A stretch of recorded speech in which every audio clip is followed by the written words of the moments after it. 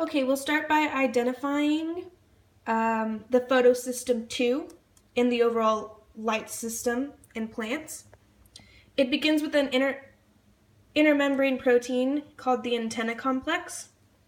It's located in the thylakoid membrane in the stroma of the membrane. And it contains a substance called chlorophyll. It's a green substance that absorbs light energy from the sun, which we'll refer to as photons of light. And as soon as the energy from the light is absorbed into the chlorophyll, it activates the electrons, which are then passed on to an adjacent complex in transmembrane protein called the reaction complex.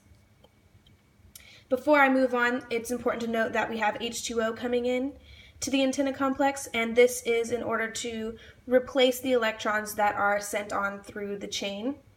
And for every electron that's replaced, we require another photon of light. And in this reaction, we produce oxygen, which is the oxygen that we're breathing every day. So as we move on, we enter a irreversible, a trap in the reaction complex, so it can't move backwards, it can only move forwards. And this electron reaches a special pair of chlorophylls that then sends a charged electron in an electron carrier called a plastoquinone on further down the chain. Right here is the B6F complex. We're going to come back to that. Right now we're going to take this electron and we're going to move on to photosystem 1.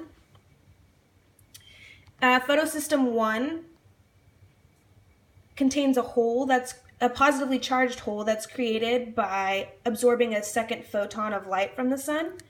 And the electron that we charged up from the reaction complex comes in and fills in this hole, and it's carried by the electron carrier plastocyanin.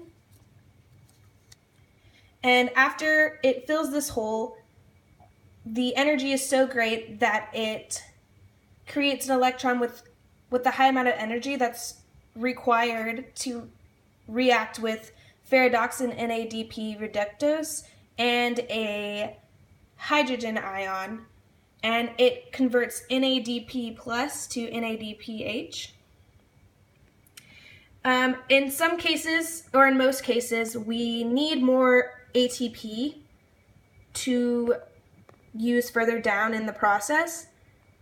So we need to create ATP without necessarily creating NADPH. So in this case, we would take this highly charged electron and we would move it back, and it would travel into that B6F complex that was mentioned before.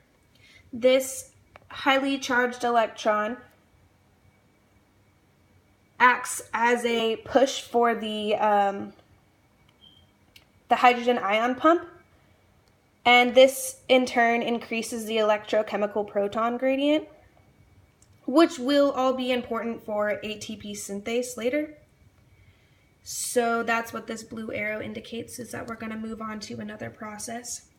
So then the once highly charged electron loses some of its charge and becomes like it has a smaller amount of energy, and it moves on into to be combined with the hydrogen ion that was pumped out of the cell. It comes back in and it combines with ADP and ATP synthase to create ATP, which is vital for the next process, which is called the Calvin cycle. Because once we create ATP and NADPH, it cannot cross over the inner membrane, so we need to convert it into something that is permeable to the membrane. That's why we have this Calvin cycle, which is where the use of CO2 comes into play. So we have 3 molecules of CO2, which come in and combine with ribulose 1,5-biphosphate and water, and is catalyzed by a protein called rubisco, and then creates 6 molecules of 3-phosphoglycerate. This then continues and forms some other molecules along the way using 6 molecules of ATP at the beginning, resulting in 6 molecules of ADP, and using 6 molecules of NADPH next, which then gives us NADP plus and phosphorus. Right here we have 6 phosphorus molecules. And then later on we'll use another set of 3 molecules of ATP, which will then create 3 ADP. So that's why we needed the ATP and the NADPH, is to fuel this reaction so that we can create glyceraldehyde 3-phosphate, which is a glucose molecule that is used further in the cell for reactions.